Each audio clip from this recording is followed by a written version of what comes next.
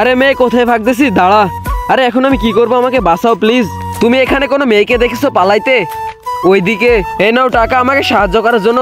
দাঁড়াও, ওরা যতক্ষণ পর্যন্ত না যাবে তুমি এখানেই থাকো। স্যার এই যে আপনার লুডুস। আরে দাঁড়াও।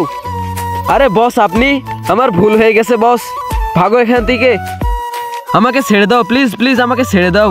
আরে কি হলো তোমার, ভয় পেও না, আমি আসি তো। আজকে তো তোমাদের দুজনকে আমি ছাড়বো না। প্রথমে আমাদের দিকে আগিয়ে আয় তো। আরে কোথায় ভাগতেছি, এবার তো দাঁড়া। আমি চাই তুমি পড়াশোনা করো। আমি হাই স্কুল শেষ করে আর পড়াশোনা করিনি। তুমি পড়াশোনা করতে চাইলে আমি তোমাকে সাহায্য করতে পারি। এরপর থেকে আমি শ্রেয়াকে পড়াতে থাকি। আরে কি হলো, আবার ঘুমাই গেলে? এরপর একদিন গুন্ডা আসে। বলো তুমি ওই মেয়েটাকে কোথায় লুকাইছো? হ্যানি কিছুই বলেনি, এই জন্য সবকিছু ভেঙে দিয়ে যায়। এইসব কে করেছে? এইসব তোমার জন্যই হয়েছে। তোমরা শুনেছো শ্রেয়াকে স্কুল থেকে বের করে দিছে আর ওদের ঘরও ভেঙে দিছে। এরপর শ্রেয়া হ্যানিকে ছেড়ে চলে যায় আর ওয়াদা করে আমি আর কোনো ভুল কাজ করব না। ম্যাম আপনার কি চাই?